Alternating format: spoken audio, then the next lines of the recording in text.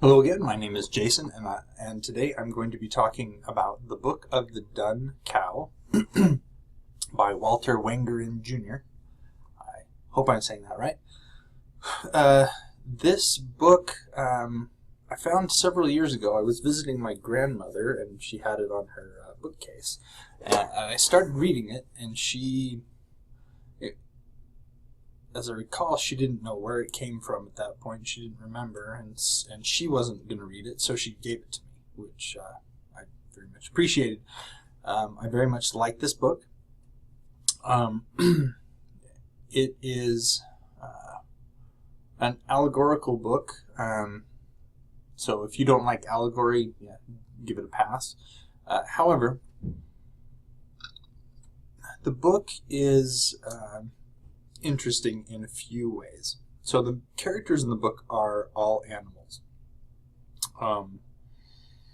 This book is set in the time before man came to Earth, and the animals were on the Earth ostensibly to guard it from an evil creature called the worm. The worm was trapped inside the Earth, and the animals were there to protect the Earth, but they had forgotten the nature of their stewardship at this point, and they basically acted out more like a human society at this point, or at least what we would consider a human society. The main character is this rooster here on the front cover. His name is Chanticleer. At least that's how I choose to pronounce it. Chanticleer is the king of his area, his kingdom. He is overseer of his coop, and he has several animals that are under his reign. Chanticleer is kind of typical, if you will, of what a rooster personifies. He is proud. He is quick to anger. He's not necessarily cruel or evil. He is a good creature, but he is the king, and as such, he is proud in his role. He ends up befriending a dog called Mundo Cani. That's again how I choose to pronounce the name. Mundo and Cani are at least, if not Latin, of Latin extraction. Mundo, very close to the Italian word for world, which is mondo, and Cani, dogs. Anyway, I thought that was interesting, not necessarily what the author intended or anything of that nature. Never talked to the man. I have no idea. Anyway, Mundo Cani is very much the opposite of Chanticleer. Mundo Cani is very much a humble creature, and he follows, and he is a steadfast and loyal friend to Chanticleer the rooster. Well, the antagonist ends up being the worm, but the worm is trying to break free. It's been imprisoned for who knows how long, and it wants to get out. And so it hatches a plan. Hatches is an interesting word here, word choice on my part.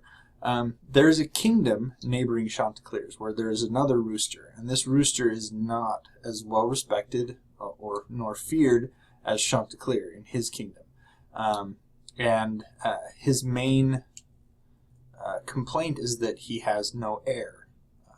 And one night the worm speaks to him, and as a result, the rooster in this neighboring kingdom lays an egg. Now, The thing is that if you are familiar with medieval folklore, you might recognize the beginnings of a medieval legend here, and that is that of the cockatrice. Now, the cockatrice was an evil creature that was said to hatch from the egg of a rooster, an egg laid by a rooster, and then hatched by a toad. And that's exactly what happens in this case with the rooster. He lays the egg, and then the egg is then sat upon by a toad, and the resulting monster is the cockatrice. The cockatrice then kills his father and takes over his kingdom and begins furthering the worm's plans by then fathering a brood of basilisks. Again, this is goes into medieval folklore. The basilisk was the offspring of the cockatrice. In this case, you wouldn't necessarily be recognizing these as the Dungeons and Dragons equivalent of the cockatrice and the basilisk, although the cockatrice does indeed appear similar to what you would see in D&D. For instance, it had the head and wings of a rooster and the body of a lizard, but it didn't have the same magical abilities of, I believe, turning to stone. Not entirely sure on that one. There are various myths and legends about the cockatrice itself. Some that it could cause rot and fester and decay. It could inflict that upon those whom it breathed upon, or it pecked with its beak. There's also that it could petrify. In this case, the basilisks are lizards that serve the will of the cockatrice. Now, they begin trying to expand the cockatrice's kingdom in order to release the worm, and that's when it comes into conflict with Chanticleer and his kingdom. Now, there's more that obviously that goes on here. There's various subplots with Chanticleer fathering some children and his brood, and the actions of how they become aware of the threat to them from the cockatrice, and obviously this is called the Book of the Dun Cow, so there is this dun-colored cow that appears in the book. You'll notice there on the cover that the cow has one horn. That's in reference to something that happens later in the book. But dun, if you're unfamiliar with it, is a color, and it just means tan. So this is a very plain-looking cow. It's not fancy, but it has great significance for the animals in the story. I very much liked the Book of the Dun Cow, and I have read it multiple times. It may not be everyone's cup of tea because it does very much have a lot of religious imagery in it. So if you're not interested in that kind of stuff, give it a pass. It becomes very spiritual in several instances in the animal's reliance upon the supreme being, as well as the animals, the threat to the animals from this supreme evil that they were supposed to be guarding against.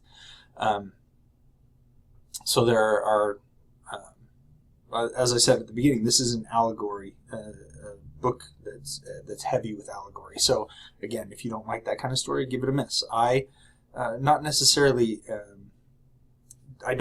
seek out books of this type, but at the time I was kind of bored. I picked up the book, gave it a chance. And I was glad that I did, because it was, to me, it was a very interesting story, a very good book. And I did like the inclusion of the medieval folklore about the cockatrice and the basilisk and things like that. I did seek out, I eventually found out that there was a sequel to the Book of the Dun Cow. I do not remember the name of that book off the top of my head.